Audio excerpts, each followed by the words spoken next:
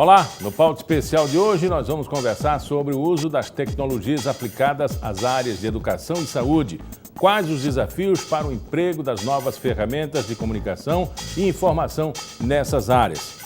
É o que nós vamos saber daqui a pouco. Fique com a gente, o Pauta Especial já está no ar.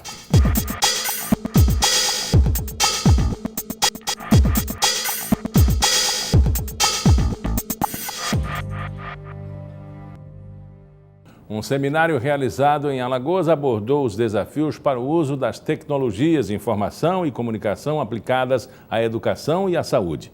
O evento debate com professores, alunos e pesquisadores a prática profissional e o uso de ferramentas tecnológicas. Para conversar com a gente sobre isso, o professor doutor titular da Universidade Estadual da Bahia, UNEB, e coordenador do Programa de Pós-Graduação do Senai Cimatec, Hernani Pereira. Professor, essa discussão ela é longa, mas ela é, vamos dizer assim, de vanguarda, até porque o Brasil anda a passos lentos com relação ao resto do mundo em novas tecnologias, principalmente debatendo novas áreas tecnológicas para o ensino. O Brasil está em que situação no mundo? Veja, nós podemos perceber o Brasil sob várias perspectivas, tá certo? Em relação a tecnologias e seu posicionamento no mundo.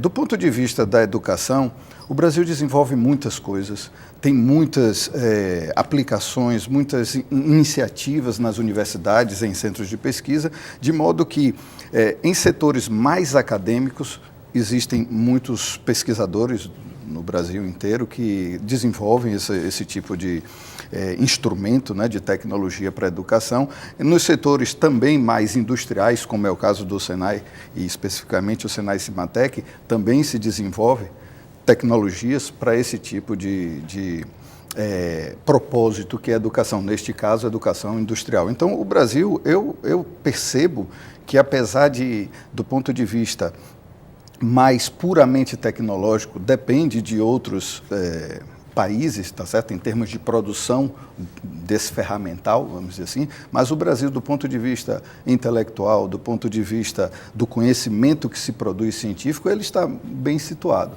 Em termos de produção científica, eu acho que ainda temos muito que avançar, apesar de estar consistente, por exemplo, em relação ao PIB. Tá certo? Então, a produção brasileira tem uma certa consistência em relação ao PIB, que é uma forma de medir quão bem está um dado país, do ponto de vista científico, em relação a um fator econômico, a um índice econômico. Uma discussão da semana passada, aqui no estado de Alagoas, apontava que o desenvolvimento, a logística, a parte estrutural, está deixando a desejar a tecnologia, a inovação. Por exemplo, a Universidade Federal de Alagoas tem computadores, mas não tem rede elétrica capaz de suportar, nem rede, né, capaz de sustentar todo o seu parque. As duas coisas precisam andar juntas. Sim, concordo. Isso é um problema, principalmente na época que nós estamos vivendo. Eu posso falar, por exemplo, de algumas questões na Bahia, tá certo? Que faltam, mais do que energia elétrica, faltam questões mais básicas, como, por exemplo, papel higiênico, coisas desse tipo. Então, nós precisamos ajustar um caminho que não só as necessidades básicas do ser humano, mas também necessidades tecnológicas para que nós possamos enfrentar os desafios que nós estamos enfrentando, seja de uma forma bem sustentada, tá certo? Para que nós possamos ir com força nisso daí e consigamos, pois, superar esses desafios e conseguir trazer para a educação e para a saúde muitos recursos que privilegiem a qualidade de vida das pessoas como um todo, né? Então, eu acredito que, do ponto de vista do governo, que deveria ser um ponto de vista de Estado, tá certo? A educação deveria ser privilegiada, tá certo? Não em detrimento, mas deveria ser privilegiada, porque há uma avalanche, há o efeito dominó em todos os demais setores.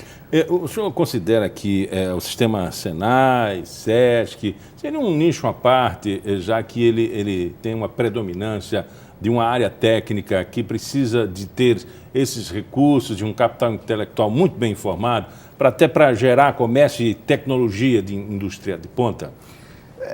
Sim.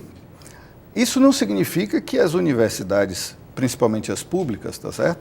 Não tenham isso, mas o Senai, o Sistema S como um todo, e especificamente eu vou falar de onde eu estou, no Senai Cimatec, ele surgiu com uma visão de potencializar isso para o país. Claro que estamos falando de uma região específica, tá certo? Uma cidade, uma capital do Nordeste, que é Salvador, mas o Senai Cimatec já não está mais só em Salvador. Então nós já ampliamos nossos horizontes, eu diria, para o mundo todo, né? Temos convênios com universidades nos Estados Unidos, na Europa, especificamente Alemanha, Espanha, nos Estados Unidos.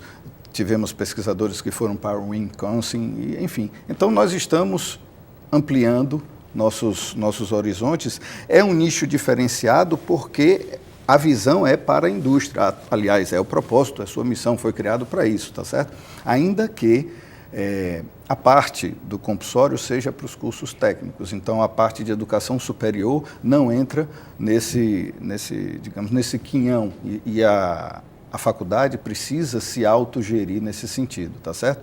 Mas é uma instituição que, neste nicho industrial, ela tem feito seu papel e tem formado muitas pessoas, tem formado pessoas a nível de graduação, de mestrado e doutorado, porque hoje o Senai Cimatec em Salvador, na Bahia, ele forma em todos os níveis educacionais pessoas que dão conta de resolver problemas, primeiramente para a indústria, mas isso não significa que nós não façamos pesquisa básica, fazemos também. Então, sim, apesar de ser um nicho específico e mirando a indústria, ele tem tido resultados que vão muito além da indústria e, por isso, é um exemplo, um caso de sucesso.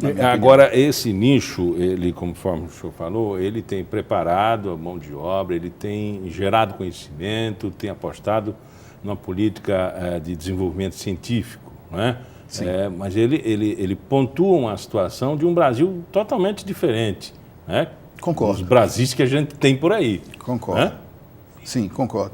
Concordo porque, especificamente, o Senai Cimatec visa produzir esse conhecimento, né, como eu falei há pouco, para a indústria, mas existe um suporte da Federação das Indústrias do Estado da Bahia, da Confederação Nacional da Indústria, existe o suporte também dos órgãos governamentais locais, porque perceberam que o Cimatec, o que faz também com profissionalismo, com competência, com cumprimento de prazos, por exemplo, os serviços que são entregues, nesses serviços, nesses projetos, com envolvimento da pós-graduação, do mestrado, do doutorado. Então, é diferenciado mesmo, tem essa visão e isso não é o que a gente vê normalmente. E o que foi que fez com que a Bahia desenvolvesse de tal sorte a ponto de se diferenciar dos outros? Porque quando a gente fala no Sistema S, fala no Senai, fala em Senac, fala em indústria, parece que é um Brasil. Guardando as devidas proporções, São Paulo mais desenvolvido, Alagoas menos desenvolvido, Bahia mais um pouco desenvolvido, mas com um propósito de futuro de ser implantado na unidade nacional. Né? E esse modelo servir como talvez o protótipo. Né? O senhor vê essa capacidade nacional? Veja, respondendo a primeira pergunta, visão, perseverança e muita luta para conseguir. Então, houve a visão de várias pessoas, mas uma delas se destaca, que é Leone Andrade, tá certo? Que foi diretor regional e que hoje é o diretor de inovação. Pois ele teve essa visão, montou uma equipe que boa parte dessa equipe está com ele até hoje, e então essa equipe começou a desenvolver isso. Teve perseverança, luta contra, por exemplo, algumas falta de visões de determinados dirigentes que não entendia por que uma instituição que normalmente lidava com o aprendizado industrial tinha que ir para nível superior.